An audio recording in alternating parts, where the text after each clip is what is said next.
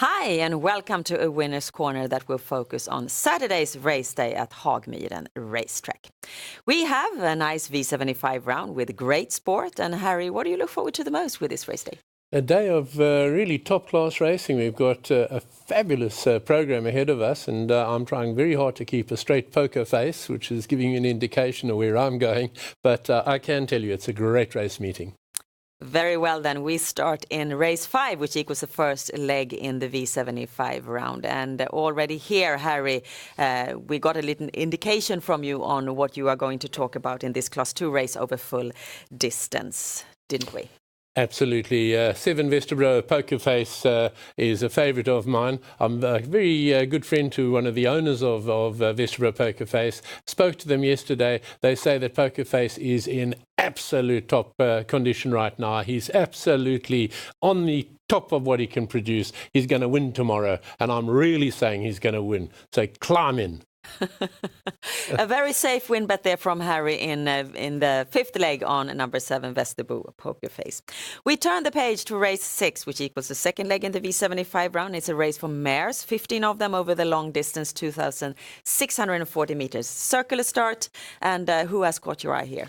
Jürgen Westholm's Amalia Cash. She did really, really well. I tipped her last time, you might remember.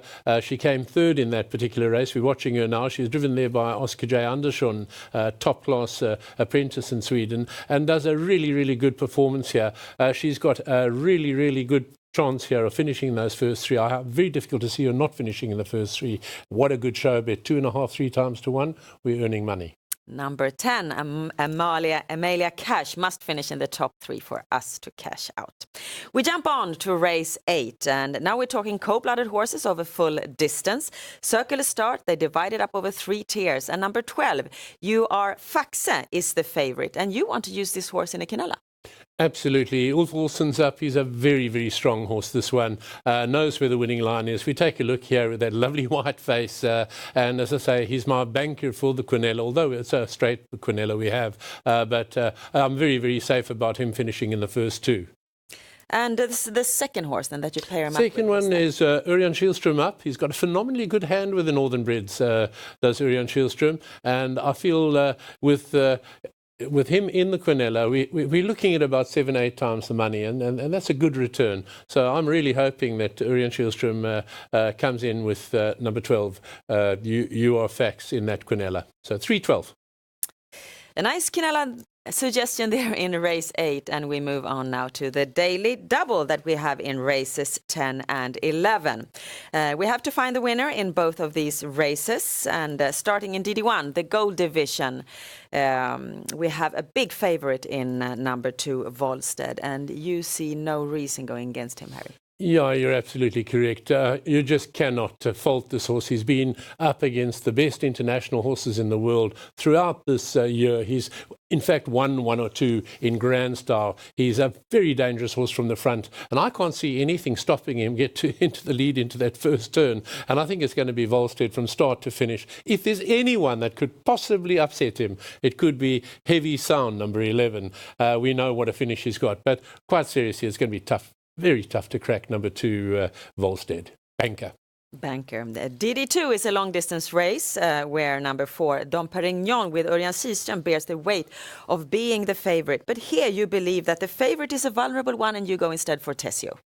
Absolutely. I liked what I saw last time.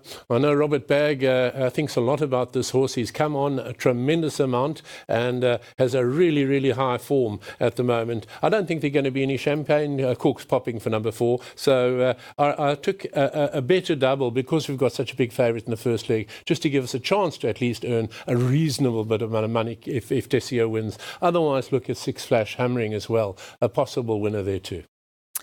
The V75 round this Saturday is a round that Harry is quite determined to figure out. And he's given an indication already on how he's going to play it, because we've already been through 5 of the races. That is the first, second, fourth, and then also the 2 daily double races. And first of all, Harry, is there any information that you want to add about those 5 races that we've already been through? Possibly in leg 2, you obviously 9, Linda's Girl, has been a disappointment lately, but I think there have been reasons for that. And of such a capable horse, I wouldn't leave them out. Number 13, there, Calamari's Girl, coming back into form, and this is a really classy horse. So those are the two that I would warn in that second leg. Otherwise, as I say, I think we are so well covered. I really mean at this time, I want to give you 7 right. And I think with Vesterbro Pokerface doing the gambling in the first race and Volstead finishing in the second last leg, it's home and dry this time. We have 2 more races though to take a closer look at, and that is V75 3 and 5. Starting in the third leg, Harry, a Class 1 division race over sprint distance. You seem to feel safe with the 4 most trusted horses, but which one is the most interesting one of these ones? The one for me, and I suggest a show bet or an each way bet, is 3 Thelma de Glatting. Came third last time. I supported her, and she really does well here. Eric Adielson up there, but as I say, Thelma de Glatting is in form, and I think could give us rather a good return for the show. And then in the fifth leg, you want to back up the favorite, number 3, Antonio Tabak, who's been absolutely fabulous in his last races, with number 2, MT Joinville. How come?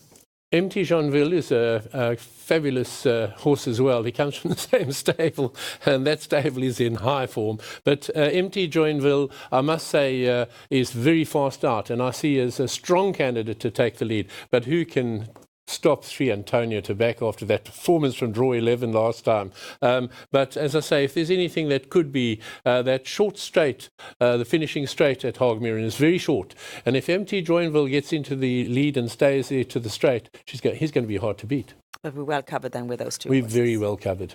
Thank you so much, Harry. And we can now see that this V75 system for the Saturday, it contains 960 combinations. Of course, you find out more information about Swedish trotting and horse betting at our website, swedishhorseracing.com. And with that, we wish you the best of luck with your bets this Saturday. Bye-bye.